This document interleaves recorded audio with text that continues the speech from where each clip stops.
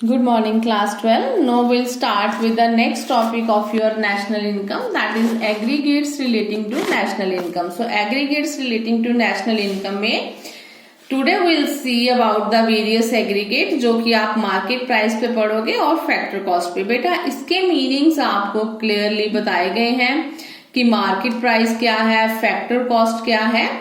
तो अब आप इसको डिटेल में स्टडी करोगे कि ये कंसेप्ट जो हमने किए थे वो एग्रीगेट में कहाँ यूज होते हैं। जैसे कि फर्स्ट कंसेप्ट है gross domestic product at market price. So बेटा जी, gross domestic product at market price जब आप स्टडी करेंगे तो I would like to mention the clear meaning. Gross means total, domestic means domestic territories within the geographical boundaries, जिसे आप कहते हैं domestic territory of a country, and product means income या product आप इसे कुछ भी कह सकते हैं, और market price mean at market value. So gross domestic product का मीनिंग आपको यहीं से पता चल जाएगा कि ये ग्रॉस जो है वैल्यू शो करेगा। अब आप इसको डिफाइन कर लें। Gross domestic product at market price is defined as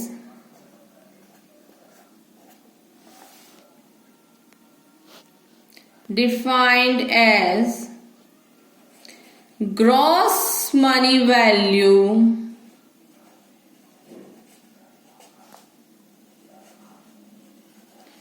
of final goods and services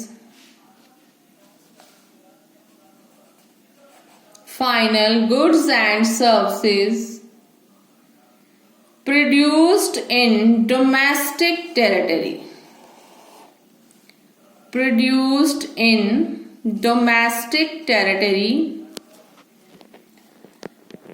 of a country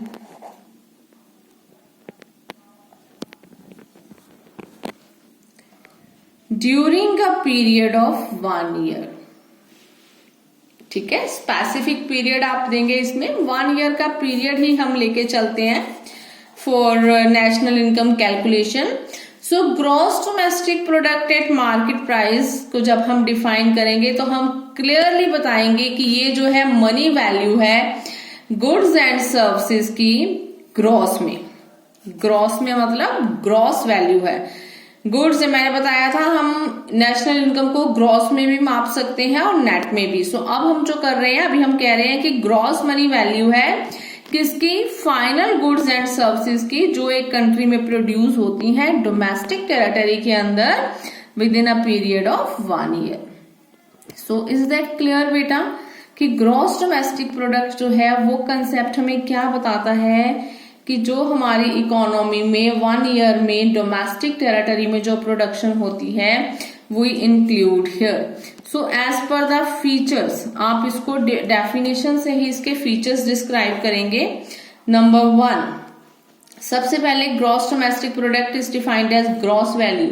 तो आप लिखेंगे कि इट इज ग्रॉस कंसेप्ट। क्यों ग्रॉस कंसेप्ट है?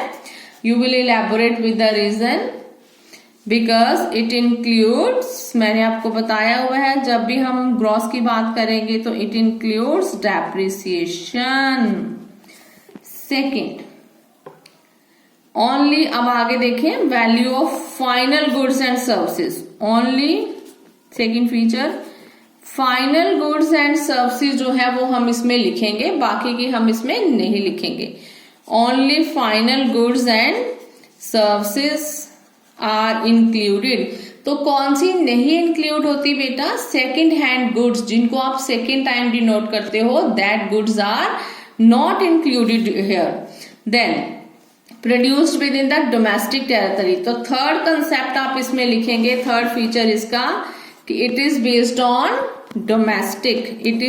On domestic territory. Based on domestic territory means it includes the income within the domestic territory of a country. जो हमारी country के within the boundaries जो इनकम आती है वो हम इसमें इंक्लूड करते हैं. Then it is monetary concept. Money की फॉर्म में है, मनी वैल्यू हम कर रहे हैं. So it is monetary concept. Money की फॉर्म में हम इसको लेते हैं. देन आप इसमें एक पॉइंट और देंगे कि illegal income from illegal activities आप उसको अपनी नेशनल इनकम में नहीं इंक्लूड करेंगे. Not included here. These are the features. ठीक है.